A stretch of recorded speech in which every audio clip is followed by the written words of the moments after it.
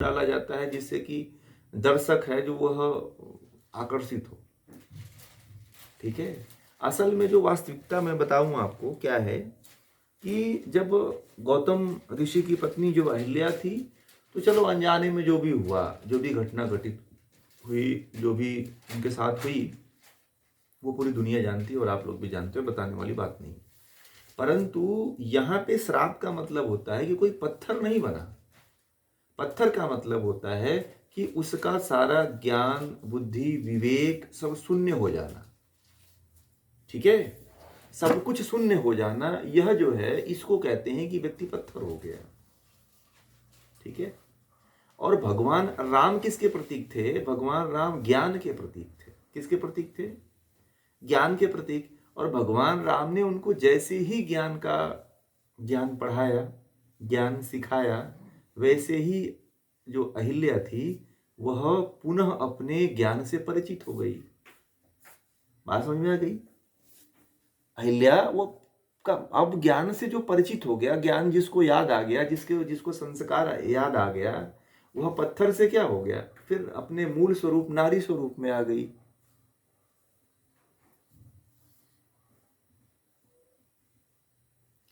श्राप तो विवेक तो जैसे कि कोई पागल हो जाता है, कोई अपने अपने सही रास्ते को छोड़ करके संसार में भटक जाता है, तो यही चीज है। तो फिर उनके साथ यही है, ये ऐसा नहीं है कि जो है पत्थर बन गई थी अहिल्या और पत्थर से कोई स्त्री बन जाए, ऐसा कभी सृष्टि के विरुद्ध है।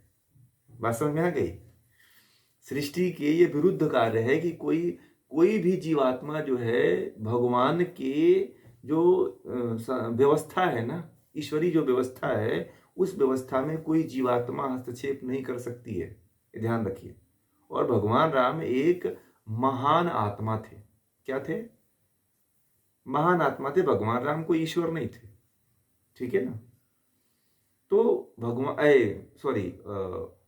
गौतम ऋषि ऋषि थे, महान आत्मा थे, वो कोई ईश्वर नहीं थे। ठीक है, कि जो उनके श्राप से जो है भगवान राम भी चाहे गौतम ऋषि भी वह सृष्टि के नियम को बदल सके। ये बात इस तरह से कही गई है, परंतु उसमें प्रतीक के रूप में ये बातें इस तरह से कही गई हैं असल में। ठीक है।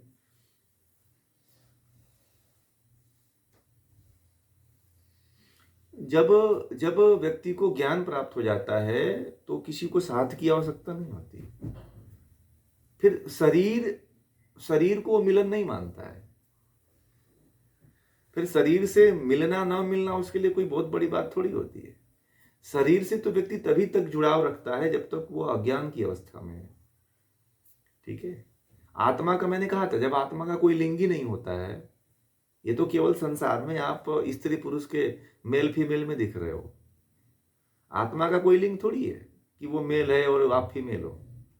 वो तो जैसे स्त्री के अंदर आत्मा है वैसा पुरुष के अंदर आत्मा है, दोनों बराबर है। दोनों में कोई विशेष विभेद थोड़ी है। बात समझ में आ गई? तो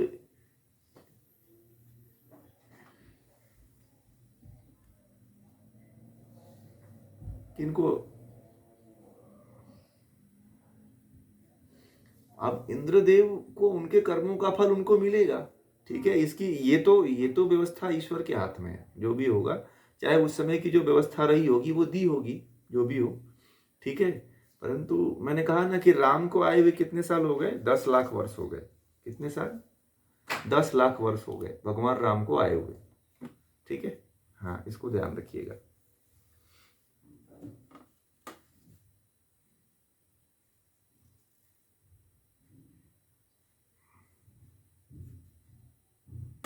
मैंने कहा था ना कि इसको उपनिषद के समय आपको बताएंगे। ठीक है। उपनिषद पढ़ाएंगे तो उस समय बताएंगे। अभी आप इस प्रश्न को, हाँ बोलिए। अभी कोई पूछ रहे थे, हाँ अभी कोई पूछ रहे थे, ये कौन है आप?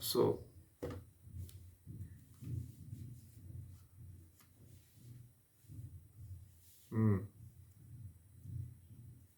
हाँ हाँ हाँ हाँ।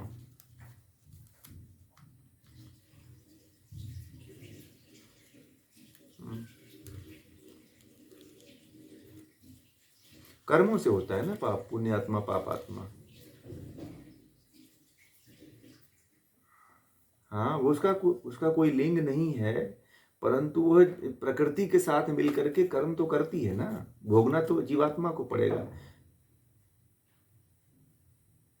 नहीं, प्रकृति के साथ मिलके कम, जब जब प्रकृति जब जैसे जन्म लेती है ना शरीर, जैसे शरीर में जब आती है जीवात्मा, तो वह अज्ञान की अवस्था में हो जाती है और उसके साथ मिलकर के कर्म करती है, क्योंकि प्रकृति। हाँ, जीवात्मा। हाँ जी।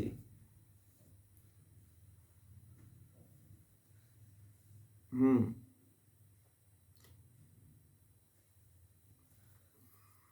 हम्म। हम्म। हम्म।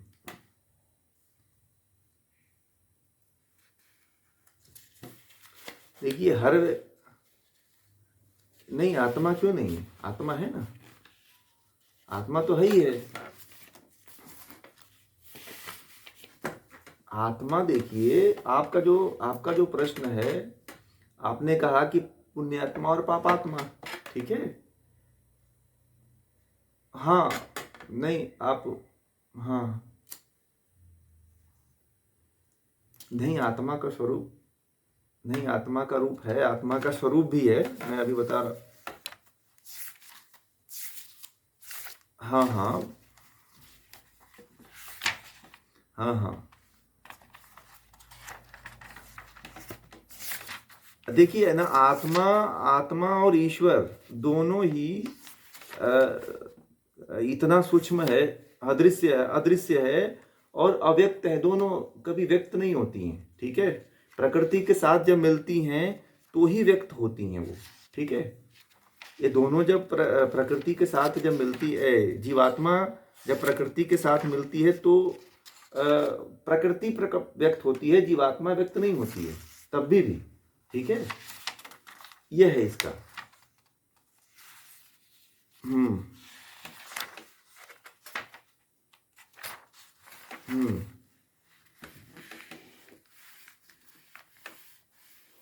हम्म।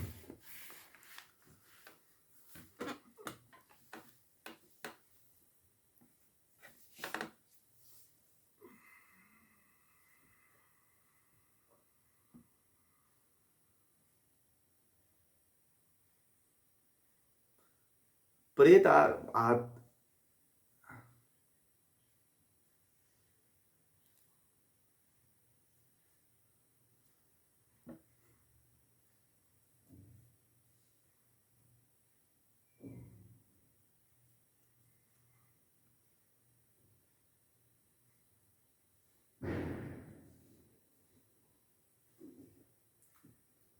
आत्मा तो बहुत है, नहीं, आत्मा एक नहीं, ये आत्मा अनेक हैं, आत्माएं जो हैं। आ- भगवान और, हाँ नहीं, भगवान तो बहुत, देखिए, नहीं, परमात्मा तो एक है, परंतु जीवात्मा परमात्मा का अंश है, ये सत्य नहीं है। ये तो फिर,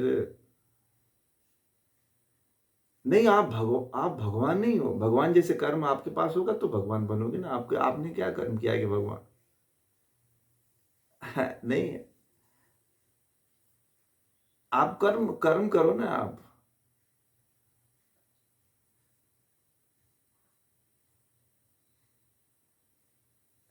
हाँ, वो ईश्वर है।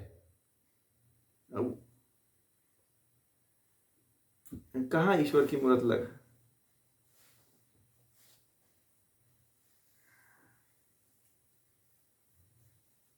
नहीं, ईश्वर का तो कभी फोटो लगा ही नहीं है, ईश्वर का तो कभी फोटो लगता ही नहीं है।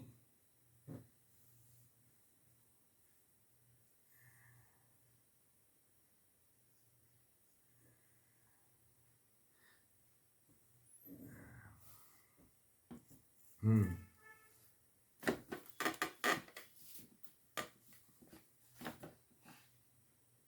परमात्मा का, परमा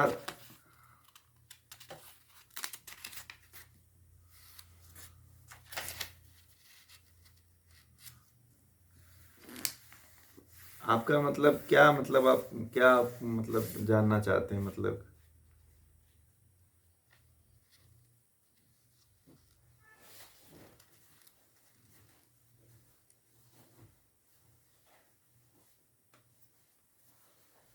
हम्म।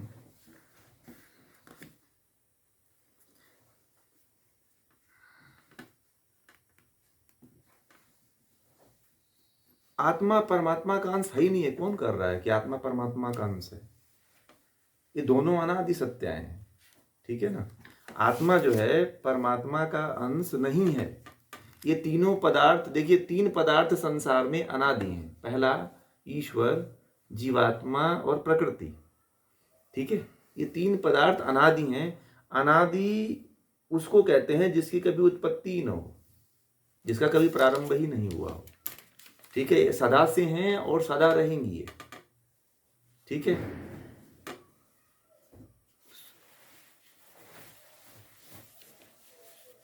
अब नहीं आप, हाँ, उसका ना प्रारंभ है ना अंत है। वो सदा से है, सदा रहेगी। ठीक है? ये शरीर का नाश होता रहेगा। ये अब एक शब्द ही बोल दिया ना कि अनादि है, जिसका कभी अंत ही नहीं हुआ, जिसका प्रारंभ ही नहीं हुआ।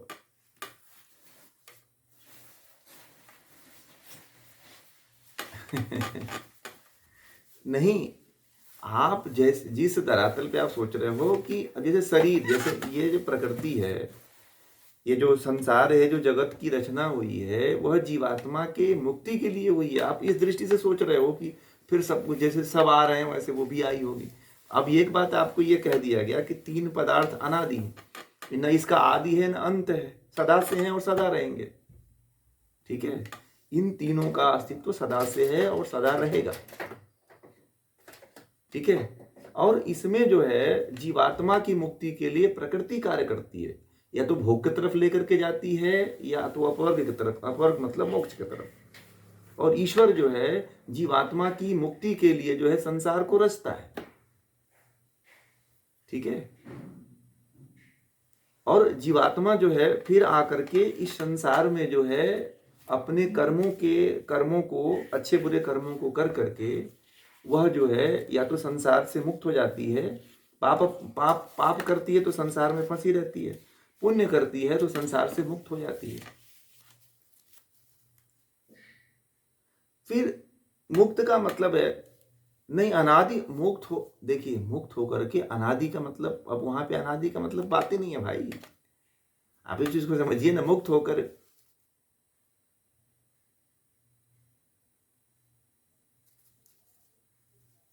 हाँ,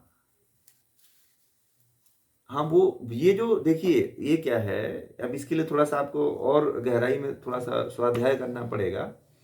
तो इसमें क्या है कि ये जो तीनों पदार्थ हैं वह सदा से हैं, इनका अस्तित्व सदा से है और सदा रहेगा। ठीक है? अब इनका जब शब्द को आप समझेंगे ना, देखिए किसी भी ज्ञान को समझने के लिए, किसी भी चीज को समझने के लिए हम शब्दों के द्वारा ही समझते हैं। समझ रहे हैं? हाँ, ये तीनों तीनों अव्यक्त हैं। मैंने कहा कि तीन पदार्थ संसार में है और तीनों अव्यक्त हैं, ये व्यक्त नहीं होते। ठीक है? हाँ,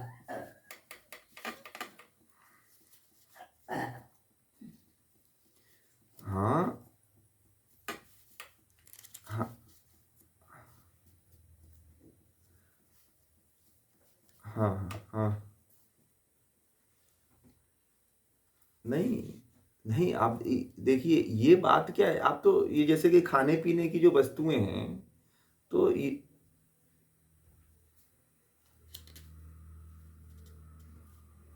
हाँ, हाँ, तो आप ये बताइए परमात्मा को खा सकते हैं क्या? खा के उसका टेस्ट बता सकते? नहीं, आप जैसे वस्तु की बात कहा ना, आपने कहा ना कि वस्तु, जैसे किसी वस्तु को खाते हैं तो टेस्ट आता है। नहीं, तो वस्तु और परमात्मा को दोनों को एक ही साथ जोड़ दिया आपने।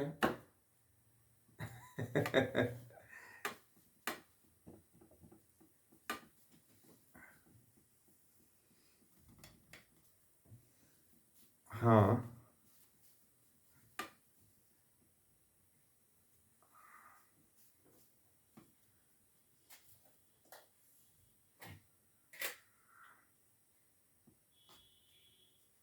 नहीं नहीं, ये गलत है। आत्मा मन बुद्धि संस्कार से नहीं बना है। ठीक है, कौन कहाँ कहाँ लिखा हुआ है बताइए कि आत्मा मन बुद्धि संस्कार से बना हुआ है? आपने कौन सा सब्जेक्ट पढ़ते हैं?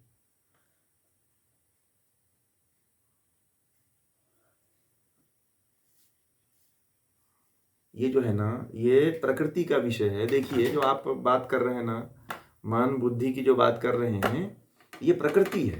ये जो मूल प्रकृति है उसके विकार हैं ये। ठीक है, ये जो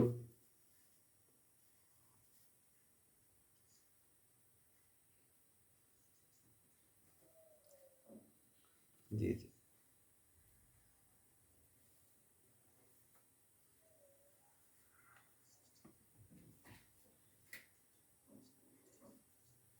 हम्म।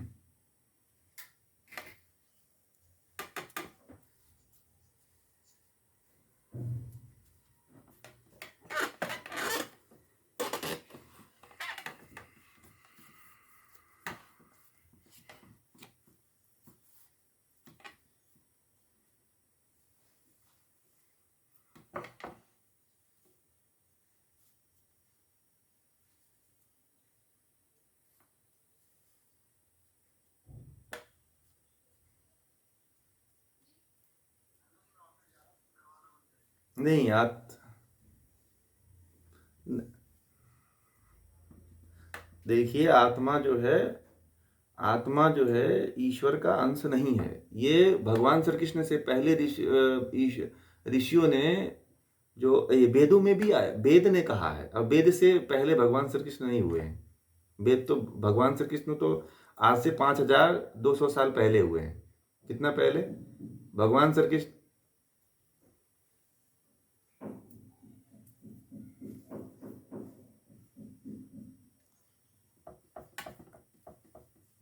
भगवान श्री कृष्ण भी तो महापुरुष ही हैं, कोई ईश्वर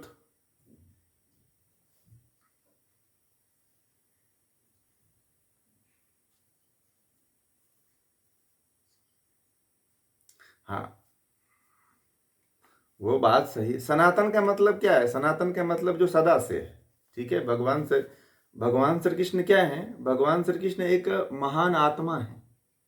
ठीक है, वो भी वो भी आपकी तरह और हमारी की तरह। यह है कि हमसे वो श्रेष्ठ है, आपसे और हमसे बहुत श्रेष्ठ है। ठीक है,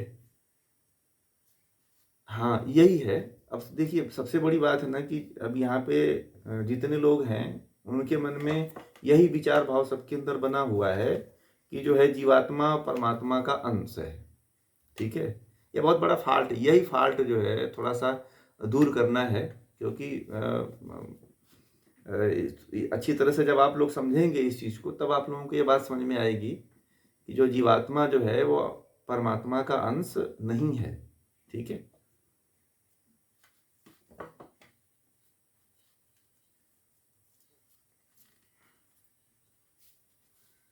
हाँ। हम्म।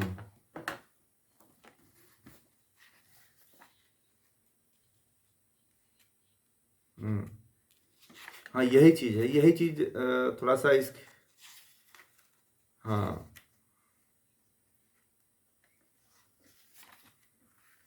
हम्म। अब ये चीज समझाना पड़ेगा।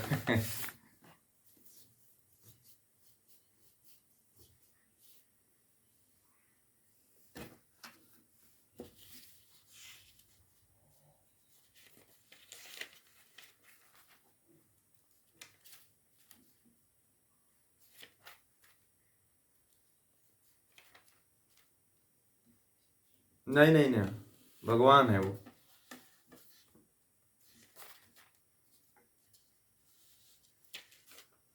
हाँ, ये बात सही है। जन्म मरण से जो आत्मा मुक्त हो गई वो भगवान है। सही कहा इन्होंने, वो सही कहा इन्होंने। हम्म।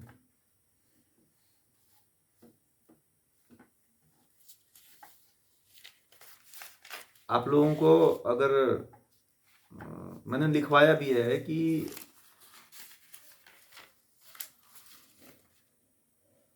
हम्म।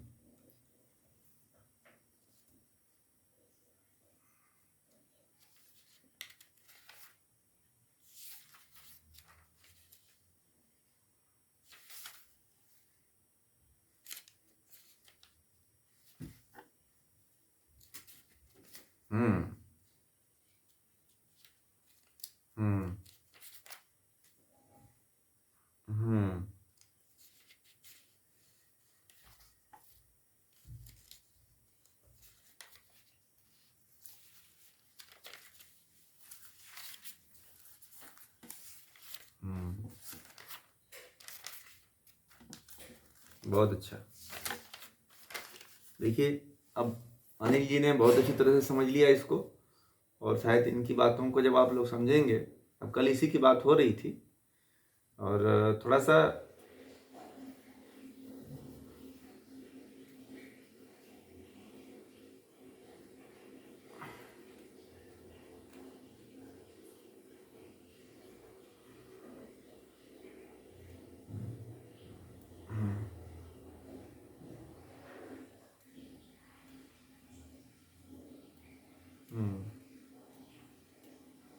ये सारी बातें बताई गई हैं, तो थोड़ा सा इसका समय लेकर के, जिनको नहीं पता है ना, अब जो जिन्होंने भी, अब इसमें से जो लोग नए लोग जुड़े हुए हैं, अब जिनको नहीं, बहुत अच्छा है, और कैसे पता चलेगा वो बहुत अच्छी बात है, हम समझते हैं, परंतु इसका एक विशेष सत्र लेकर के इसके बारे में बताएंगे। ठीक है, अभी तो क्योंकि उलझने का समय नहीं है, इसमें तो सही ज्ञान मिल जाए, और यथार्थ ज्ञान मिल जाए कि हर कोई इस ज्ञान से जुड़ करके और असली मार्ग पे चले, सत्य मार्ग पे चले। क्योंकि क्या हुआ है कि सही ज्ञान न मिलने के कारण जो है बुद्धि हमारी जड़ हो जाती है, जड़ता की तरफ जाने लगती है, और हम धीरे धीरे कट्टरता की तरफ उन्मुख होने लगते हैं। ठीक है, और उसमें क्या होता है कि जहाँ हमें जाना होता है वहाँ हम नहीं पहुँच पाते। ठीक है, और सत्य जो है वो बहुत नीचे दबा हुआ है, और उसको जानना जरूरी है। तो एक दिन इसका विशेष सत्र रखेंगे, देवता, भगवान, ईश्वर, प्रकृति और जीवात्मा। ठीक है, तो इसमें बहुत कुछ क्लियर हो जाएगा। एक मैं सोच रहा हूँ कि एक दिन, 2 दिन, 3 दिन का समय लेकर के इसका विशेष एक तरह से सेमिनार कर लिया जाए, क्योंकि ये बहुत बड़ा कंफ्यूजन है जो आप कह रहे हैं ना, ईश्वर, जीवात्मा, प्रकृति और भगवान, देवता।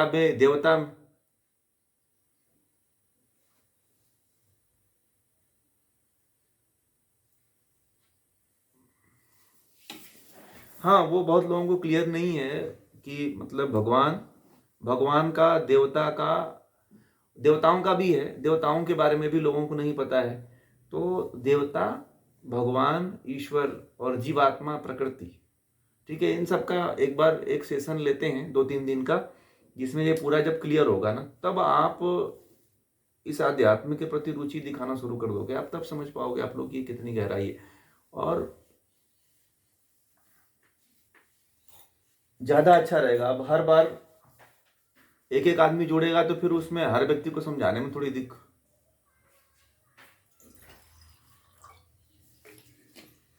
हाँ, जैसे मान लीजिए कि आप समझ गए, तो अब आप इनको समझा सकते हैं। ठीक है, जैसे जो आपके साथ में हैं या आपके जो मित्र दोस्त हैं, तो आप उनको ये बातें बता सकते हैं। ये बातें आप लोग, यदि हमें इस 2-3 दिन का आप सेमिनार लेते हैं, तो उसमें बहुत से लोगों को ये चीज़ कन्फर्म हो जाएगा, और वो खुद लोग जो है लोगों को बताएं। ज्ञान इसी तरह से बढ़ता है ना, कि आपको बताया, आप दूसरे को बताइए, है कि नहीं? जब एक दूसरे की तरफ आप बांटेंगे तो यह ज्ञान फैलेगा धीरे धीरे। ठीक है, और जब ये धीरे धीरे फैलेगा तो लोगों तक जो उनके अंदर अज्ञानता है। अब इसमें से जितने लोग आए हैं ना, उतने लोगों के अंदर यही कंफ्यूजन था कि जीवात्मा जो है ईश्वर का अंश है, परंतु जब उनको बाद में इस चीज का ज्ञान हुआ, ठीक है, तो उनको इस बात का पता चला कि हाँ, हम तो बहुत बड़े खाई में थे। ठीक है, तो अब धीरे धीरे ये अंधकार आप लोग जोड़ने का प्रयास करें, जो लोग भी आप लोग नए लोग जुड़े हुए हैं। तो एक हम 3 दिन का सत्र रखेंगे, जिसमें ये प्रयास करेंगे लोगों तक।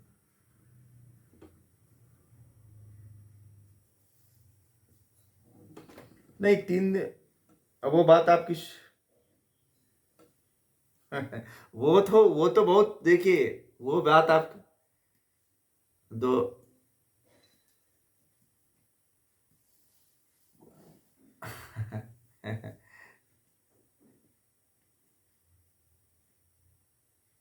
नहीं नहीं नहीं, कंफ्यूज रहेंगे उनके लिए ना, उनके लिए हम क्या करेंगे, देखिए जो नए आएंगे ना, उनके लिए 3 दिन का जो सत्र भी है ना, जिसमें जीवात्मा, ईश्वर, प्रकृति और भगवान और देवता, ये 1 घंटे का काम है। ज्यादा बहुत समय नहीं लगेगा, 1 घंटे का काम है, 1 घंटे से कम समय लगेगा। वो बात गड़बड़ है तो फिर। हाँ, कि कोई को किसी को नहीं पता है। बात क्या है कि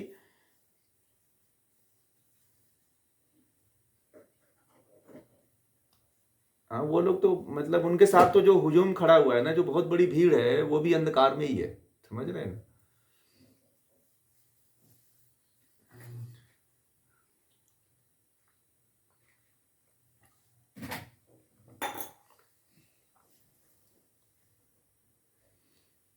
देखिए, गीता में जो बातें लिखी हुई है ना, मैं असल में बताऊं थोड़ा सा क्या है कि बार बार ये बातें नहीं कहनी चाहिए, परंतु असल में आप लोग बहुत घनिष्ठता से जुड़े हुए हो तो बता देते हैं। गीता मात्र 2.5 घड़ी का उपदेश है। कितना? 2.5 घड़ी का उपदेश है।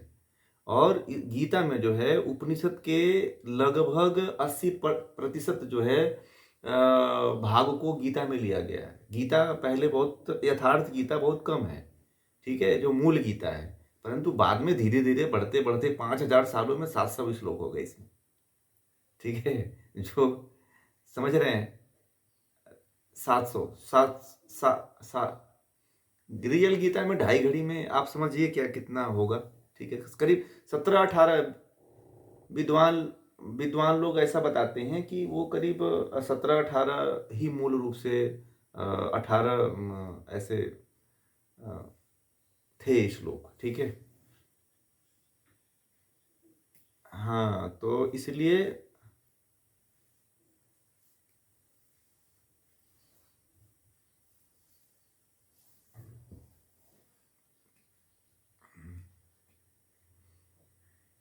2.5 घंटा नहीं है वो और भी कम है। घड़ी को देखना पड़ेगा, जो लोग अभी इंजीनियर है उनको पता होगा कि घड़ी क्या है। 2.5 घड़ी का मतलब, हाँ, 2.5 घड़ी का मतलब देखिए, अभी इन्होंने बताया 45 मिनट। तो 45 मिनट में अगर एक श्लोक लेते हो तो हम लोग यहाँ पढ़ाते हैं तो एक श्लोक कभी ये कितने में चला जाता है? 1.5 घंटे चला जाता है। एक सूत्र ही अपना कितना जाता है? 1.5 घंटे जाता है। अब भगवान सर के,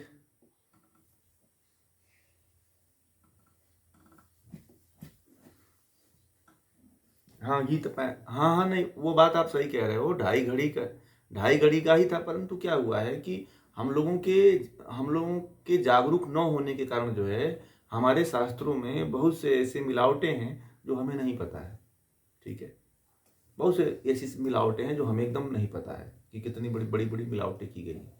कितना मतलब उसमें आप लोगों को एक बात बताओ, कड़वा सच्चाई बता दूं, गीता में क्या क्या मिलाया गया है। गीता मैंने भेजा है ना आपको, उसमें बताया है मैंने कि देखिए अवतारवाद, ठीक है, अद्वैतवाद, ठीक है। तो गीता में जो है अवतारवाद, ये अंदर से बाहर से लाया गया है। अद्वैतवाद लाया गया है उसमें। ठीक है, और क्या क्या है मैं उसमें बताया हूँ। तो आप लोग उसमें देखिएगा, सुनिएगा। मैं जो लोग नहीं सुने हैं वो बातें सब मुख्य रूप से उसमें अवतारवाद को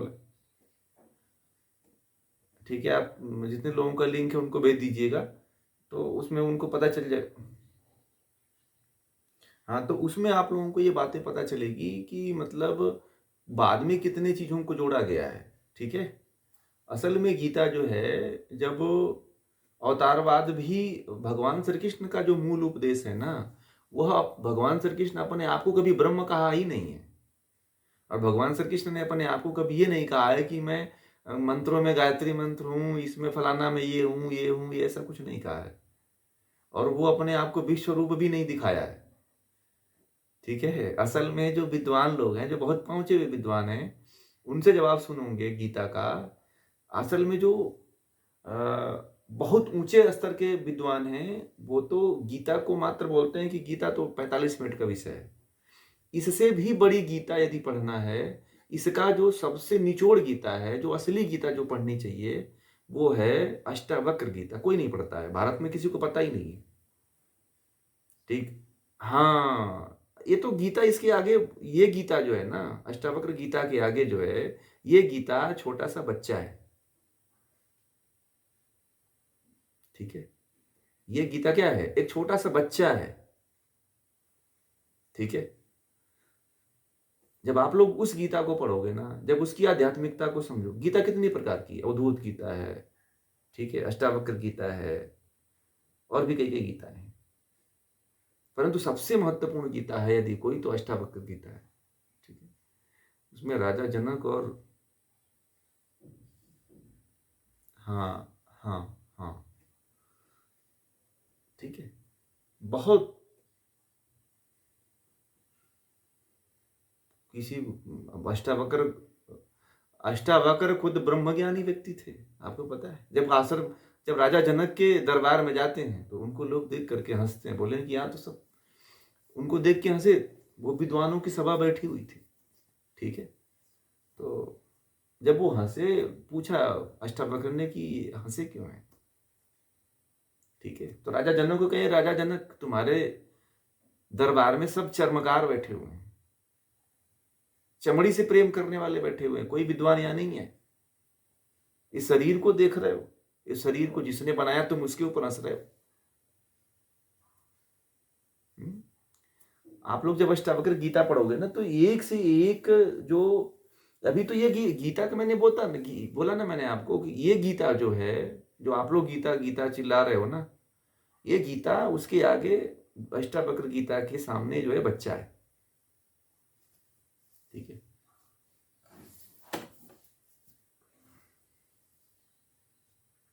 हाँ, एक ज्ञान का विषय है। अब ये देखिए, गीता का मुख्य विषय जो आप लोग पढ़ते हो, गीता का मुख्य विषय है ज्ञान, कर्म और भक्ति। भक्ति मतलब उपासना। ठीक है, ज्ञान, कर्म और भक्ति। परंतु जो भक्ति नाम दिया है ना, उसमें जो भक्ति नाम दिया है वो उपासना को हटा करके भक्ति दे दिया है। और एक बात बता दूं, भक्ति का मतलब क्या है। अब जो भक्ति जो शब्द उसमें जुड़ गया ना, ये भी जो है मतलब अंधेरे में तीर चलाने जैसा है। ठीक है, बहुत सी ऐसी बातें हैं, जैसे आपने पूछा ना अभी अभी उसके बारे में पूछा, उनके बारे में क्या नाम है,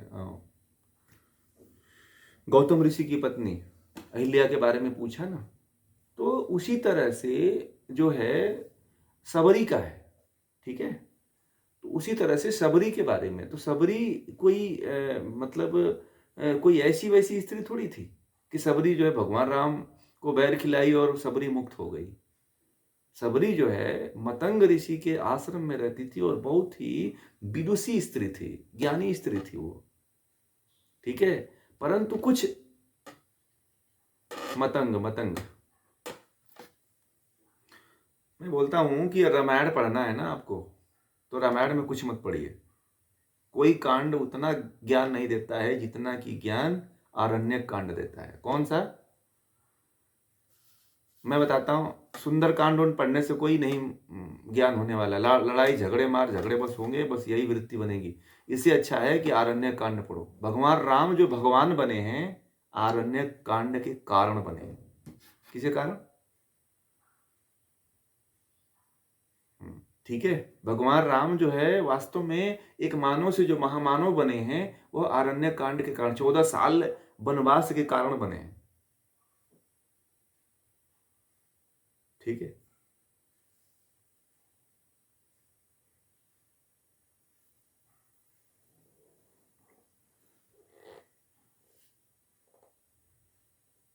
हम्म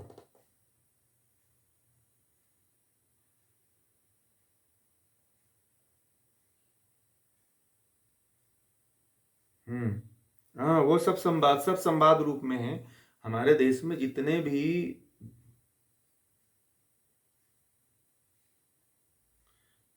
मैंने कहा, मैंने जब ये जो शुरू किया, हम्म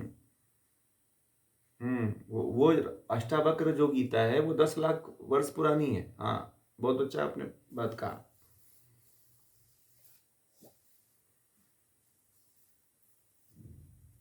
हाँ, ये 5,000 साल पुरानी है।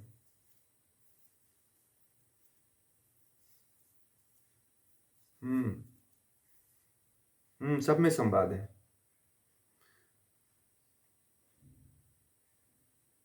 गी देखिए, गीता क्या हुआ, गीता में, गीता का लोक प्रचलन संसार में जैसे जैसे बढ़ा ना, वैसे वैसे इसमें मिलावटें करना शुरू कर दिया गया।